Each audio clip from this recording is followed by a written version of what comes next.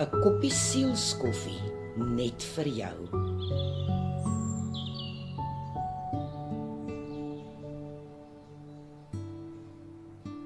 Ek wil vandag se geselsie begin met 'n vraag.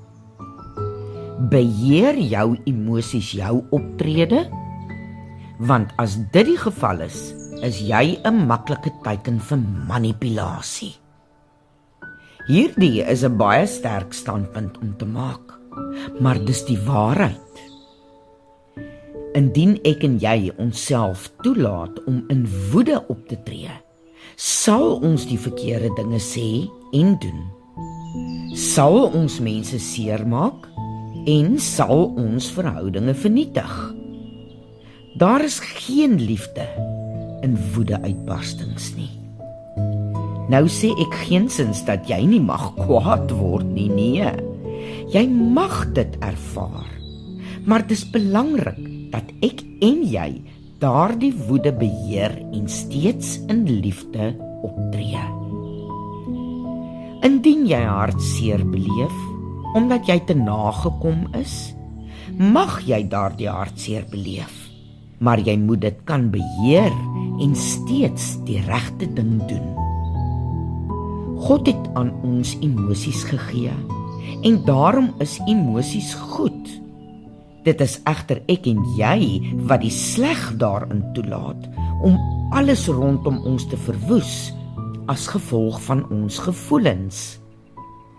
Die vyand manipuleer ons emosies, wat lei tot verwronge gedagtes en dit dryf ons om verkeerd op te tree as gevolg van wat ons emosioneel ervaar. Dink maar daaraan wanneer jy 'n fout begaan het, hoe skuldig dit jou laat voel. Somstyds neem dit jare om jouself te vergewe, omdat jy nie kan glo dat jy so 'n fout kon begaan nie.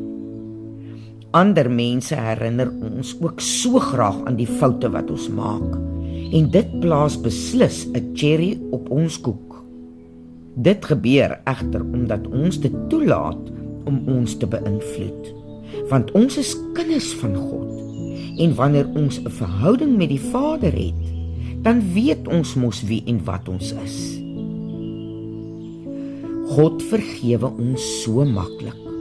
So, hoe vinniger jy jouself kan vergewe, hoe vinniger kan jy emosioneel aanbeweeg, en gee jy nie die vyand 'n geleentheid om jou gedagtes om te krap nie. Bly spreek woord oor jou emosies, want dit is die enigste oplossing wat die vyand keer om jou verder te beïnvloed. Jy is 'n koningskind en reeds vergewe vir al jou sondes en verkeerde optredes. Wie is ek en jy dan nou om dit in twyfel te trek en onsself te bly uitmergel met skuldgevoelens? Die volgende keer wat daardie padvark voor jou inry, of jou man of jou kind of vriendin jou so kwaad maak dat jy kan slange vang, seën hom of haar met die liefde van Jesus, al voel jy binne in jou dat jy eintlik hulle nek wil omdraai.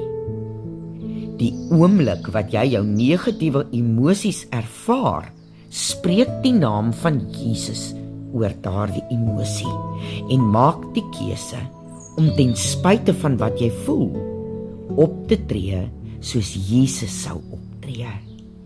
Ek en jy kan dit doen, want God het ons toegerus met die Heilige Gees wat ons die wysheid en krag gee om alles te kan vermag.